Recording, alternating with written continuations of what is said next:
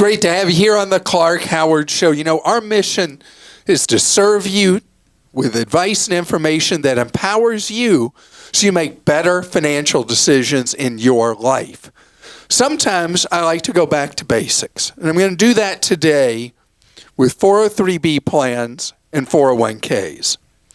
And speaking of saving, how about saving just about everything imaginable by coming up with a resolution to do a no-spend month? Some people do no-spend years.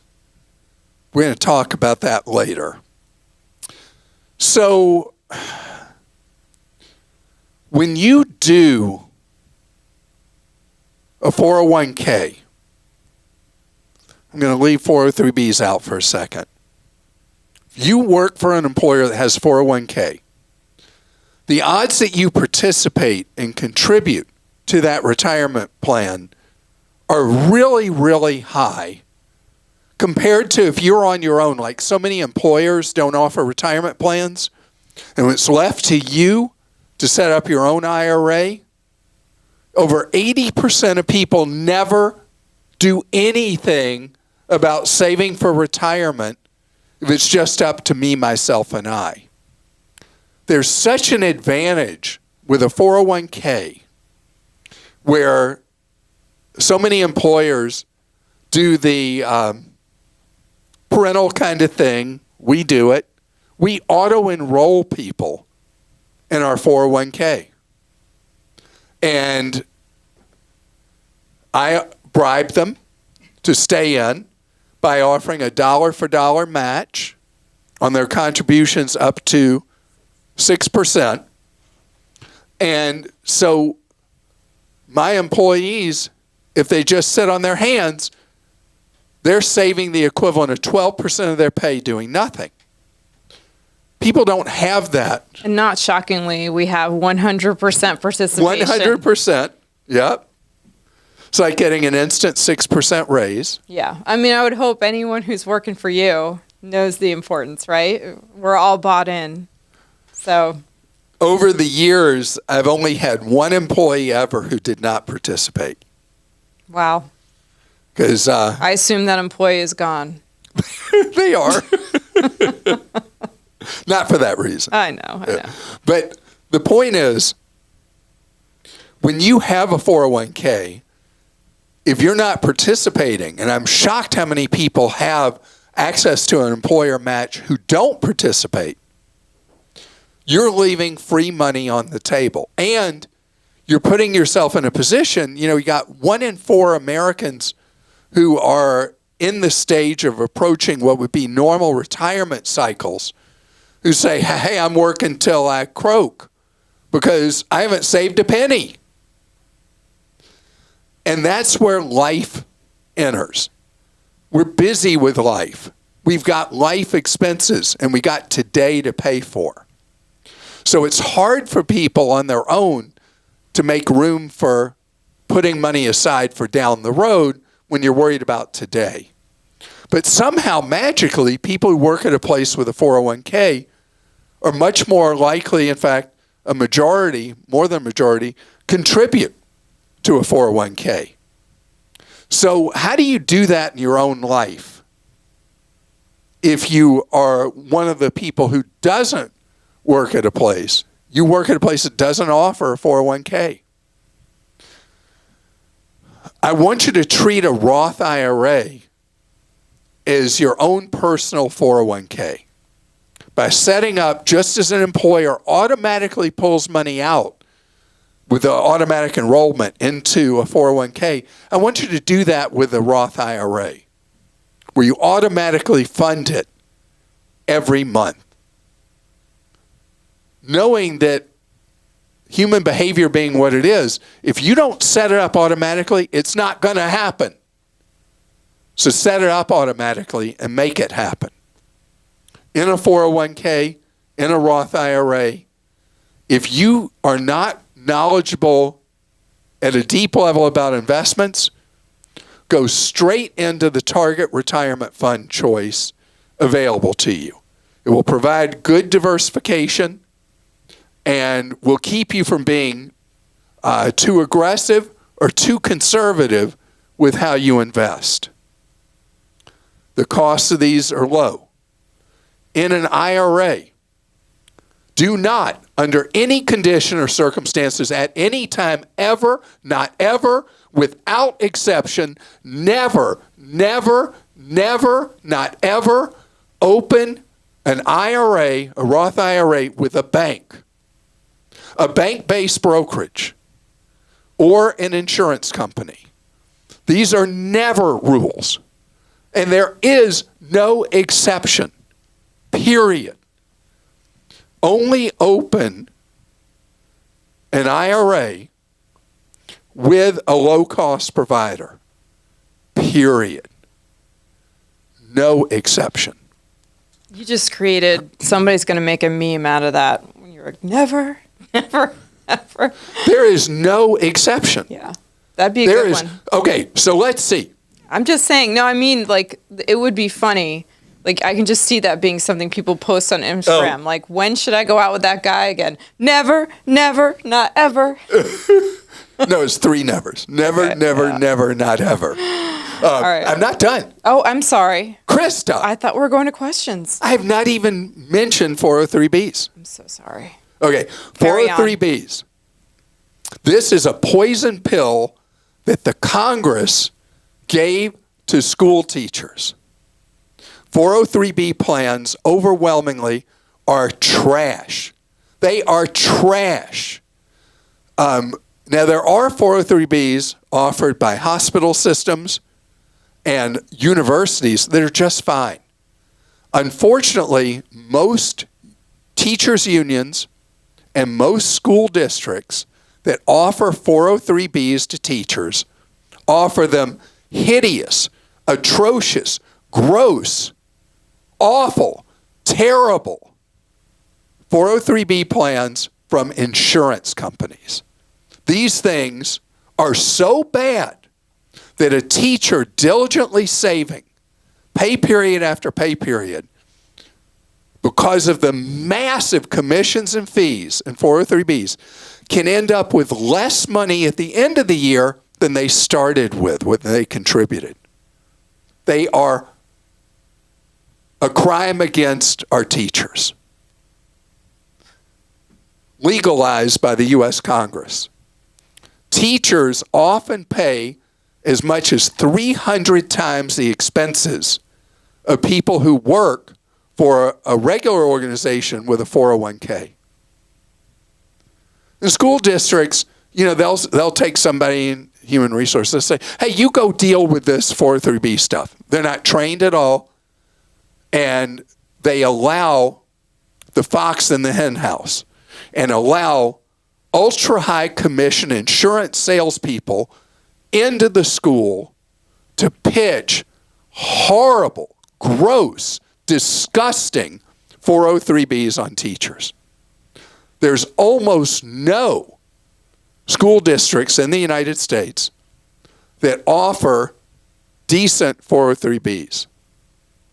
So as a teacher, in most cases, you're much better off doing your own Roth IRA with one of the low-cost providers than you are participating in the garbage that's coming your way from a school district or union-provided 403B. Now, if you are a teacher, you know one. You have a family member who's one, friend, tell them about the website 403B-Wise. 403B-Wise, that will talk you through how to determine if the school district or the union you're with has an okay 403B and how you'd be able to tell. And then, only in that case, if you've done that work, is it smart to participate in the 403B if you happen to be so rare that you are lucky enough to work at a place that's not cheating teachers in the 403B plan that is provided to you. And if the members of Congress the House and the Senate, actually cared about teachers, they would eliminate this atrocity, this gross thing, this 403B, and offer teachers the quality of retirement plan available to people who are normal earthlings, who are not extraordinary people like our teachers, and work somewhere else. So how do you think I feel about 403Bs? How do you feel about them, Clark? I couldn't find enough terms to use with it, so I think I repeated some of the terms to try to make the point. Pound it in. Yeah. All right. We'll go to questions. This one's from Am I Crazy to Buy This House in North Carolina? Thank you for the amazing work you do. I'm in the process of buying a house in a suburb of the Charlotte metro area. Am I crazy to buy this house that was sold for $200,000 less than 4 years ago? $200,000 less. Less, just 4 years ago.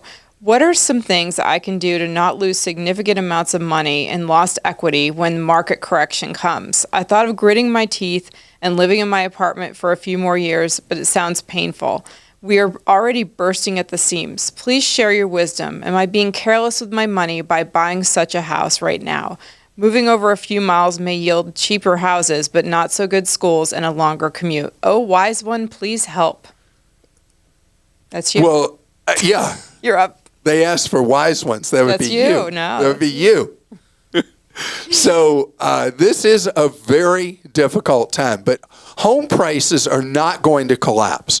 Even in the cities like Austin, Texas, that have seen a decline in home prices, these have been small declines. What's going to happen in the home market is prices will normalize. What's normalize mean in a housing market? We had a completely different thing 15 years ago because of the banking scandals where home prices actually did collapse. We don't have conditions for that because we have a shortage of houses in the United States. But normalizing means as we build up supply of houses, as the marketplace will do over the next many years, home values will not rise like they have in the past. They may just kind of sit there. They're not going to be major movements. So buying today, the big burden is the home price is $200,000 higher than it was 4 years ago. The mortgage rate 3 times what it was 4 years ago. But if you need a home and you're willing to stay there a while, you got nothing to worry about. You'll have opportunities when interest rates come down some, you'll be able to refi, and you'll have locked in your housing price. It would take very unusual circumstances for home prices to collapse, and I don't see anything showing that as a possibility. This is from Chris in Texas. Hi, Clark. I was looking at my Credit Karma dashboard, and while I have a great score, usually in the 820s, one of the categories that goes into factoring the score caught my attention. Total accounts holds a low weight, but it says I need to work on it because I only have 10 total accounts. And to get the best possible score for this category, it says to have at least 21.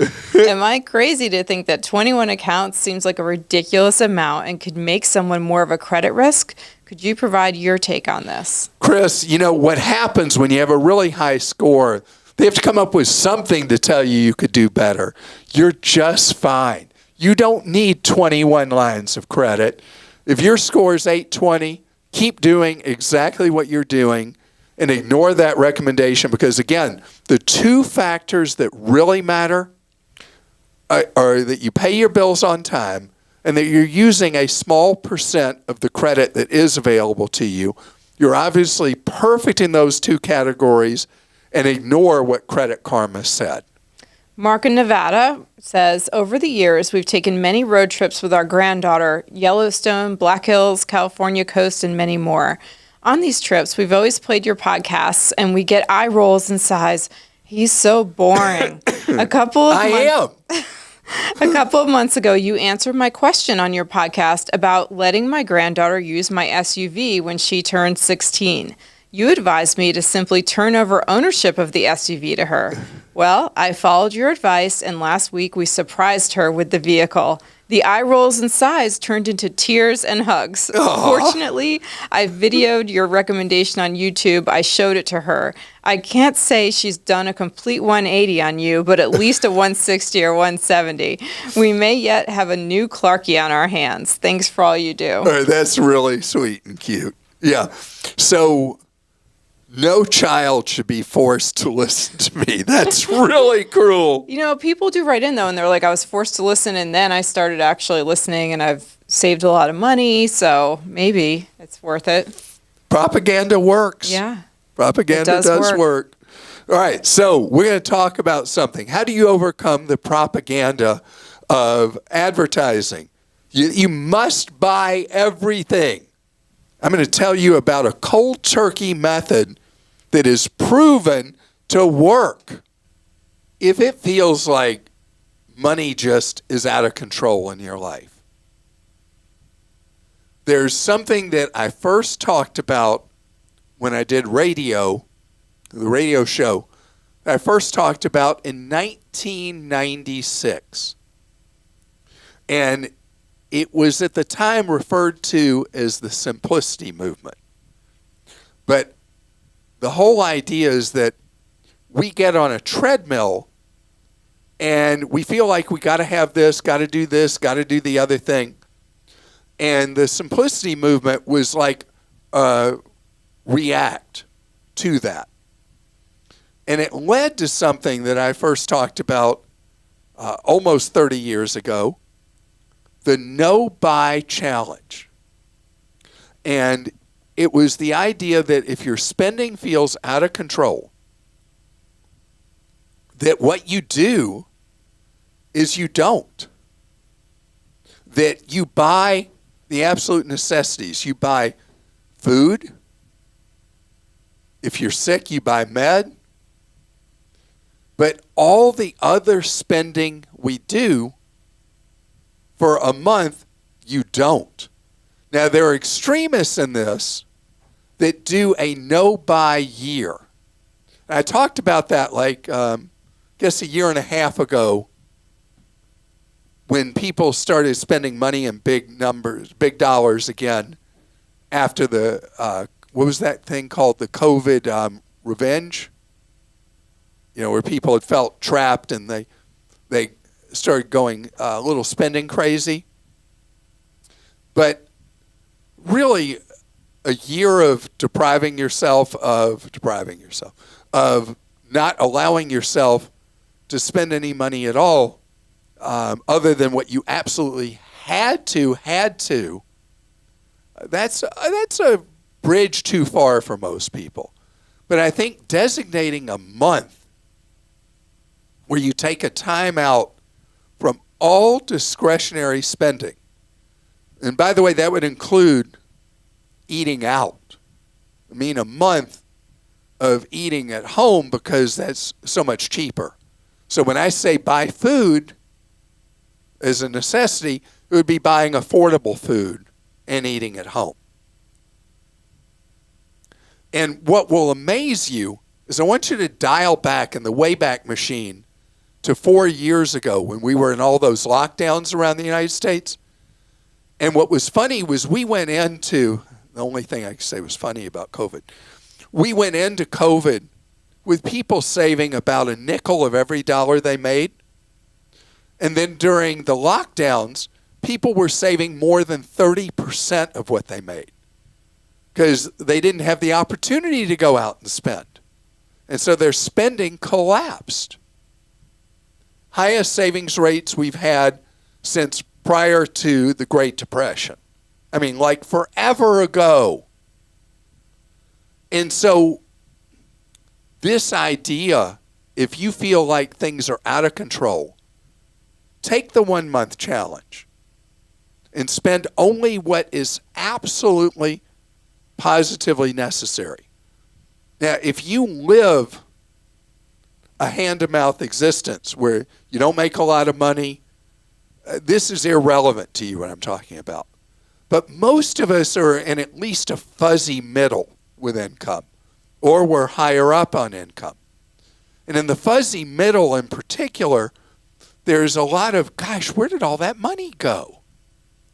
So what you do is you don't. And you pick a month, any month, and that's your month you don't. That it's only absolute necessities. There's something else I've found. There are people who find shopping recreational. Scrolling on Amazon or whatever, or going to stores. We've talked in the past about how a lot of women, if they've had a bad day, somehow feel better if they go into a Target and wander around. And somehow they end up with all those things in their shopping basket that they're then paying for.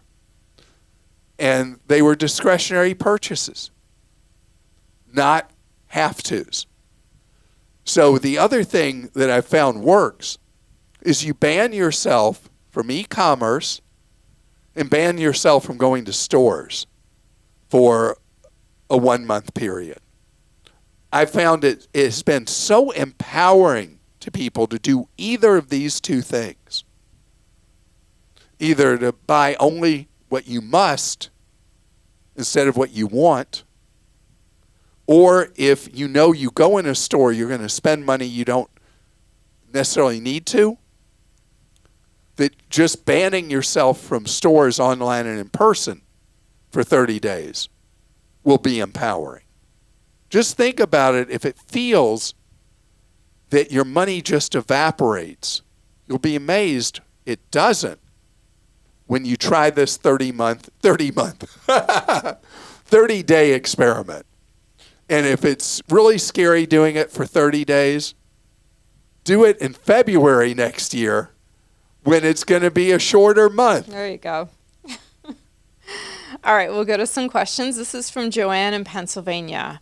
HSAs. I'm a big fan too, but for the second time in 4 years, I am now in the middle of a lengthy transfer from one investment holding company to the new. My employer changed health insurance companies, and I want to keep a single HSA account. My question, why does it take 4 to 6 weeks for this transfer to happen? I've not been able to get answers that justify the time lag, like the transfer of funds are not going via Stagecoach. The money seems to disappear during this period, and I have to trust it is out there somewhere. Do you feel this is acceptable? Until I understand why, to me it feels like the bank kiting of the 1980s. So Joanne, I got to get you to rethink something. That you only want one HSA. I want you to have two.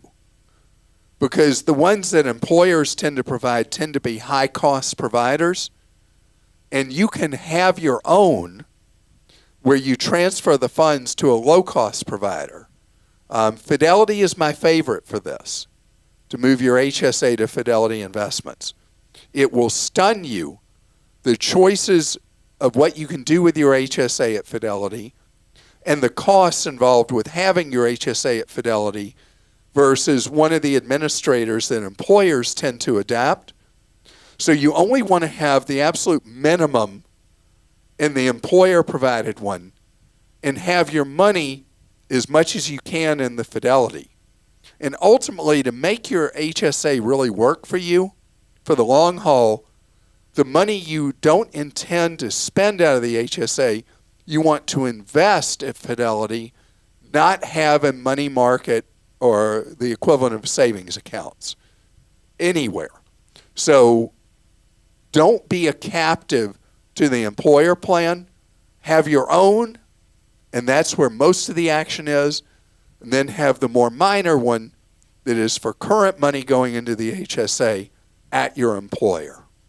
Audrey in Georgia says, Clark, hearing aids. My husband has some that stink. I've been waiting and waiting for the better priced, better made kind that you have told us about after the breaking of the cartel. He went to Sam's Club, and the hearing aid place there had the same old stuff for ridiculous prices. What's the deal? Are there better ones and less expensive ones out there? Are we still in a wait-and-see mode? We're not in a wait-and-see mode. I'm going to give you a crazy suggestion. One place to start is Best Buy. Best Buy is... Wow. Yeah, Best Buy has a lot of FDA-approved hearing aids that are far, far cheaper. And if you look AARP has information on FDA-approved hearing aids that are very affordable. The market is shifting. A lot of audiology kind of sold hearing aids have come down in price, but not the collapse in price. The collapse in price is happening when you look at buying an FDA-approved hearing aid as a consumer electronics item instead of buying it at a traditional hearing aid kind of place. So if you go online, you'll find a number of reviews that have been done by a bunch of different sources, including Consumer Reports, of personally purchased FDA-approved hearing aids that are really good and really affordable. The cheapest you're going to find a really good one is about $300 an ear. We've not gotten to world prices yet where really good quality hearing aids are the equivalent of about $100 an ear, but we're moving in the right direction. You just have to think about them a little differently than you have to this point. This is from Doug in Georgia. I found an app called Stash that gives you an investing platform that allows you to buy stocks in fractions. It also has a debit card that you can put money on, and when you buy something, it automatically buys stocks at an amount of the purchase price. I automatically put $75 a week into the debit card and only pay for my lunches with that debit card. I also automatically put $390 a month into an investment account that contains 30 stocks, mostly dividend type. At present, I have $7,300 in stocks and $300 in the debit/lunch fund. Is this a good way to save and also play the market a little? So this is a great thought, and we've had just a scattering of questions about Stash over the years. We first wrote about it in 2018 on Clark.com. Wow, it's been 6 years since our first review. Mm-hmm. So you have some fees with Stash. You have enough money at play that the fees really are not significant to you. The people who do minimal contributions to Stash end up really not benefiting because of the fees. In your case, it's great. It's building a habit. You're building up money. And I think it's working beautifully for you because it has built up money. You got $7,300 now in the stock market you wouldn't have had otherwise. I think that's wonderful. So feel good about it. If you're thinking of using Stash, go read our updated review of it. That how recently was it updated? We just updated it, actually. No, you did. Yeah, we did. We Really? just updated it. Mm-hmm. This isn't a setup, is it? No. Just did it? Okay. So anyway, check it out. And whatever the strategy is, like, it's funny because this is a bookend because we started off this podcast talking about setting things up where you're automatically making it happen and money that you didn't think you could put aside and invest, somehow you've managed to do so. And here's a perfect example of another way to get it done. So I think that's wonderful. And keep doing it. Keep building up that money. And as you are able to engage in this as a part of your life, this idea of living on less than what you make, set up your own Roth IRA. Start contributing to it. And do that at one of the low-cost companies I write about. But this is a great move you made in your life, and I'm really proud of you. And I hope you have a wonderful, wonderful day. Tomorrow, we get to hear where people are not proud of me. It'll be time for our weekly Clark Stink segment. Get to hear where people feel let down by me, misguided by me, or think I'm just plain dumb. So look forward to having you tomorrow with us on the Friday edition of the Clark Howard podcast and YouTube show. And as for now, remember our mission for you to learn ways to save more, spend less, and avoid getting ripped off. See you tomorrow.